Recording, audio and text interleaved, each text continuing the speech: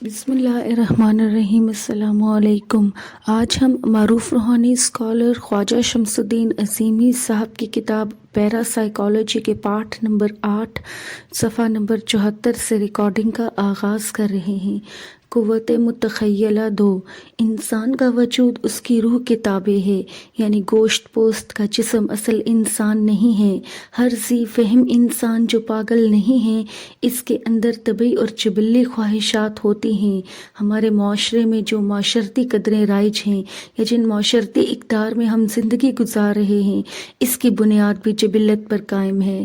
مثال، اگر کسی باشعور آدمی کو اس بات کا علم نہ ہو کہ اس کی ماں کون ہے، اس کا باپ کون ہے، تو اس کی زندگی میں ایسا خلا پیدا ہو جاتا ہے کہ یہ لا علمی اور محرومی بار بار اس کے ذہن میں گردش کرتی ہے۔ بظاہر اس بات سے کوئی فرق واقع نہیں ہوتا کہ اس کا باپ، اس کی ماں کون ہے، اس لیے کہ ماں باپ کے مرنے کے بعد بھی وہ زندہ رہتا ہے اور خوش رہتا ہے، اس کے باوجود کہ وہ ماں باپ کے بغیر بھی اپنی تمام دنیاوی دلچسپیاں پوری کرتا ہے۔ اس کے دوست احباب ہوتے ہیں۔ اگر اسے والدین کے بارے میں معلومات نہ ہوں تو اس کی زندگی میں محرومی سنبل بن جاتی ہے۔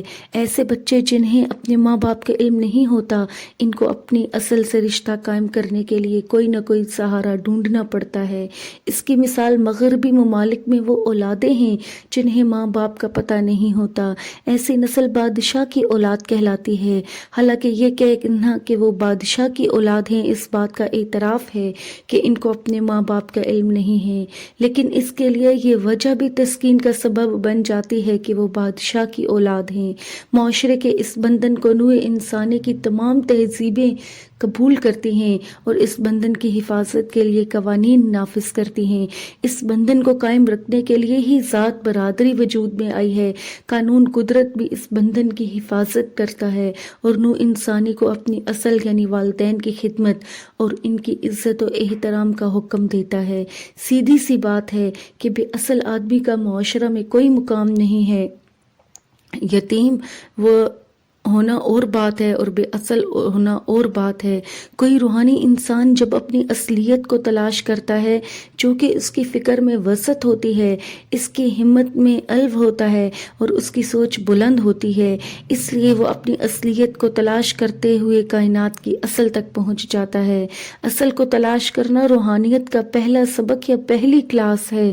روحانی شاگرد پہلے خود کو تلاش کرتا ہے اور اسے خود کا سراغ مل جاتا ہے۔ پھر وہ جس ماحول اور جس فضا میں زندہ ہے، اس فضا اور اس ماحول کی اصلیت تلاش کرتا ہے۔ فضا اور ماحول کی اصلیت میں جب اسے بے شمار گیسیں، لاتعداد روشنیاں نظر آتی ہیں تو وہ ان روشنیوں کی اصلیت کی طرف متوجہ ہوتا ہے۔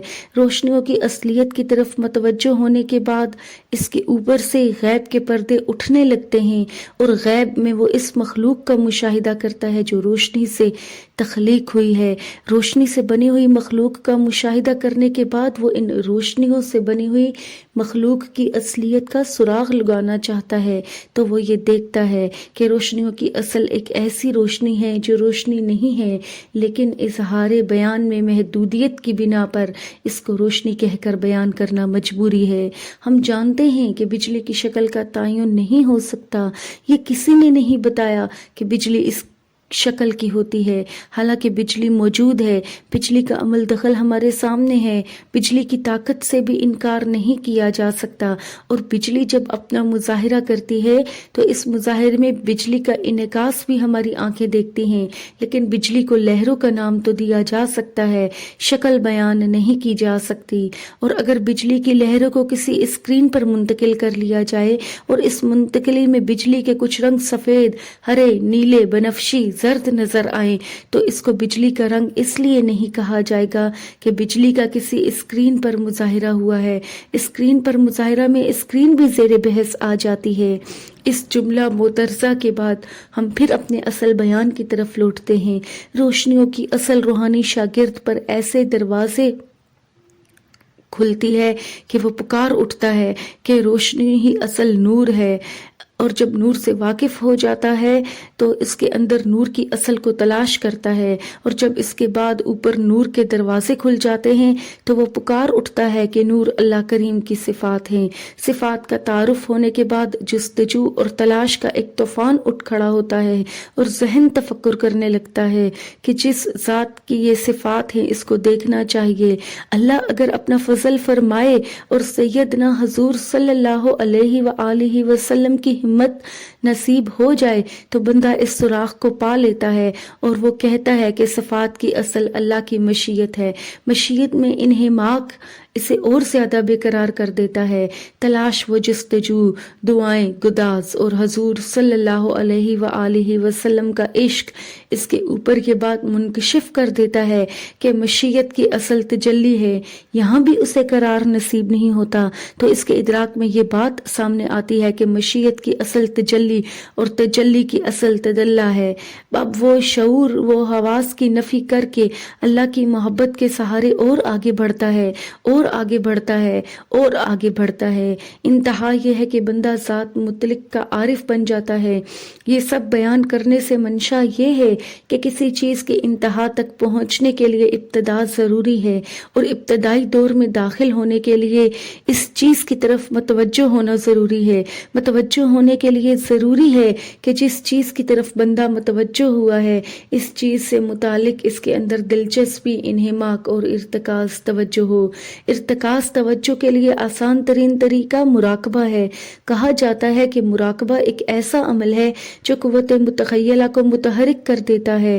سوال یہ ہے کہ قوت متخیلہ تو بہت سارے حضرات میں متحرک ہو جاتی ہے، اور وہ خیال کی اس طاقت سے بڑے بڑے کارنامے بھی انجام دیتے ہیں، لیکن نو انسانی میں ایک مثال بھی ایسی موجود نہیں ہے کہ علوم ظاہری میں یا دنیاوی فارمولوں کے مطابق قوت متخیلہ کو حرکت دینے کے بعد کسی فرشتہ نے دیکھا ہو، خود اپنی روح کو دیکھا ہو۔ اگر کسی کے سامنے اس کی روح آ جائے جس کی شکل بھی اس جیسی ہے تو اس کے اوپر دہشت طاری ہو جاتی ہے۔ قوت متخیلہ بھی عجیب معمہ ہے۔ بات یہ ہے کہ جس آدمی میں اپنی اصلیت کو پہچاننے کی سکت نہیں ہوتی وہ اس پر شور دریا میں نہیں اترنا چاہتا۔ وہ آرام سے کہہ دیتا ہے کہ یہ سب قوت متخیلہ ہے، یعنی چیزیں حادثاتی طور پر یا اتفاقی طور پر سامنے آ جاتی ہیں۔ بڑے بڑے سائنسدان اس دنیا میں گزرے ہیں، اس سے پہلے ان سے بھی بڑے سائنسدانوں کے کرشمے تاریخ کے صفحات پر محفوظ ہیں جو آج تک سمجھ میں نہیں آتے۔ اہرام مصر ہمارے سامنے ہے۔ آج کا سائنسدان جس کا دعویٰ ہے کہ اس نے خلا میں کمند پھینک دی ہے، چاند کو مسخر کر لیا ہے، اسپیس کو توڑ دیا ہے، وہ اہرام مصر کے معاملے کو ابھی تک نہیں سمجھ سکا۔ مقنع ایک سائنسدان گزرا ہے جس نے چاند بنا لیا تھا جو اپنے وقت پر طلوع ہوتا تھا اور زمین پر اپنی کرنیں بکھیر کر غروب ہو جاتا تھا۔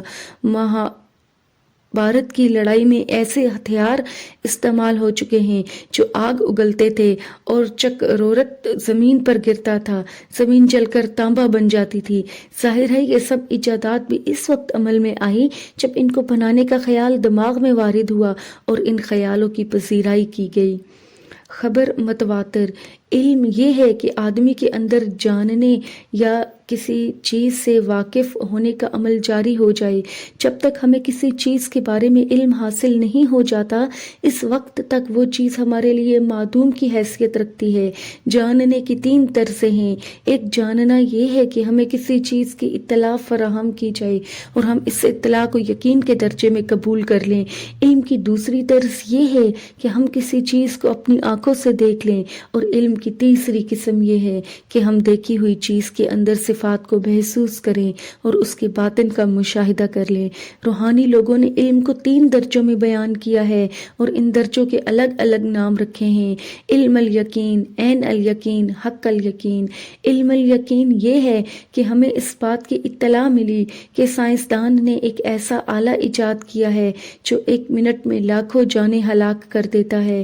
حالانکہ ہم نے ایٹم بم کو نہیں دیکھا لیکن اس بات کا ہمیں یقین ہے کہ ایٹم بم موجود ہے۔ عین الیقین یہ ہے کہ ہمیں اطلاع ملی کہ ایک بکس ایجاد ہوا جو ہزاروں میل کے فاصلے کو منقطع کر کے اس بکس کے اسکرین پر تصویریں ڈسپلے کر دیتا ہے۔ چونکہ ہم ہزاروں میل سے چلی ہوئی تصویر کو ٹی وی اسکرین پر منعکس دیکھ لیتے ہیں، اس لیے اس علم کا نام عین الیقین قرار پایا۔ عین الیقین سے مراد ہے کہ آنکھ نے اس علم کا مشاہدہ کر لیا۔ ہمیں یہ اطلاع فراہم کی گئی کہ کائنات کی بنیاد اور کائنات کی بساط میں جو کچھ موجود ہے وہ روشنی ہے، جو کہ روشنیاں ہماری آنکھوں کے سامنے نہیں ہیں اور نہ ہی ان روشنیوں کی ماہیت سے ہم واقف ہیں۔ اس لیے ہم کہیں گے کہ ہمیں حق الیقین حاصل نہیں ہے۔ اگر ہم روشنی کی ماہیت اور روشنی کے سورس سے واقف ہیں اور روشنی کی حقیقت کا مشاہدہ کر لیتے ہیں، یہ حالت حق الیقین ہے۔ سائنسدان کہتے ہیں کہ ہر چیز جو زمین کے اوپر موجود ہے روشنیوں کے حالے میں بند ہے۔ اس حالے کی روشنیوں کو کسی حد تک دیکھ بھی لیا گیا ہے، دیکھنے کی کوئی بھی طرز ہو، کیمرے میں ہو یا کسی اور ذریعہ سے ہو۔ بہرحال یہ علم حاصل ہو گیا کہ ہر چیز کے اوپر روشنیوں کا حالہ موجود ہے، لیکن ابھی تک یہ معلوم نہیں ہوا کہ جس طرح روشنیوں کا حالہ گوشت پوست کے جسم کو فیڈ کرتا ہے، اس حالے کی فیڈنگ کہاں سے ہو رہی ہے؟ چونکہ اس فیڈنگ کے بارے میں ہماری معلومات صفر کے برابر ہیں، اس لیے ہم یہ نہیں کہہ سکتے کہ ہم نے حقیقت کو جان لیا ہے۔ روحانی شاگرد مسلسل اور متواتر مراقبہ کے بعد اپنے اندر اتنی سکت پیدا کر لیتا ہے کہ وہ علم الیقین اور عین الیقین کی حدود سے گزر کر حق الیقین میں داخل ہو جاتا ہے۔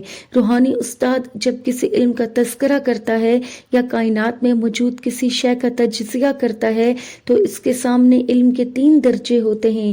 وہ پہلے کسی شے کو علمی حیثیت میں دیکھتا ہے، پرکھتا ہے، سمجھتا ہے اور محسوس کرتا ہے، پھر گہرائی میں جا کر اس چیز کا آنکھوں سے مشاہدہ کرتا ہے اور مزید تفکر کے بعد وہ اس چیز کی ماہیت کو تلاش کر لیتا ہے، اور اس کے بعد اس وقت تک اسے قرار نصیب نہیں ہوتا جب تک وہ شے کی ماہیت سے واقف نہیں ہوتا۔ ان درجہ بندیوں میں اور ان علم کی گہرائیوں میں غوطے لگانے کے لیے بہرحال یہ ضروری ہے کہ کوئی بندہ پہلے صرف اطلاعات کے دائرے میں قدم رکھے، یعنی کسی چیز کو صرف علم کی حیثیت سے قبول کرے۔ آسمانی کتابوں میں اس بات کا تفصیل کے ساتھ تذکرہ کیا گیا ہے کہ شے کا وجود دراصل ایک انفارمیشن ہے۔ آدم کی حیثیت علم الاسماد سیکھنے سے پہلے ناقابل تذکرہ تھی۔ آدم کو اللہ کریم نے پہلے علم عطا کیا اور اس کے بعد آدم سے کہا بیان کرو، اور فرشتوں سے بھی کہا کہ تم بھی بیان کرو۔ فرشتوں نے عرض کیا کہ ہم اتنا ہی جانتے ہیں جتنا آپ نے ہمیں بتا دیا، اس سے زیادہ ہم نہیں جانتے۔ فرشتوں کی اس گفتگو سے یہ بات ثابت ہو جاتی ہے کہ آدمی ہو یا فرشتہ، وہ دراصل علم کی ایک مجموعی شکل ہے۔ جس حد تک اسے علم حاصل ہے، فرشتے پہلے سے موجود تھے، آدم کی تخلیق بعد میں ہوئی۔ فرشتوں کا علم انہیں بتا رہا ہے کہ آدم زمین پر خون خرابہ اور فساد کا باعث بنے گا۔ اللہ کریم نے فرشتوں کی اس بات کو رد بھی نہیں کیا اور یہ نہیں کہا کہ آدم زمین پر فساد نہیں کرے گا، بلکہ یہ کہ جو ہم جانتے ہیں وہ تم نہیں جانتے۔ اس بات کا فرشتوں نے بھی اعتراف کیا کہ ہمیں تو اتنا ہی علم ہے جتنا اللہ نے ہمیں سکھا دیا ہے۔ یہ بات بھی حکیمانہ ہے کہ اللہ کریم خود کہتا ہے کہ میں نے پہلے آدم کو اسماء کا علم سکھایا، پھر کہا بیان کر۔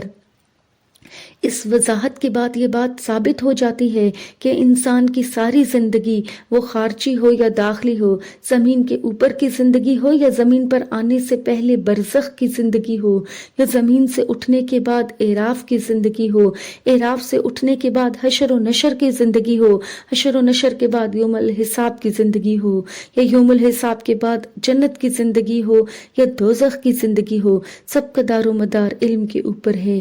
اگر ہمیں اس بات کا علم نہ ہو کہ جنت ہے اور ہمیں اس بات کا علم نہ ہو کہ دوزخ ہے تو ہمارے لیے جنت دوزخ دونوں ناقابل تذکرہ ہیں۔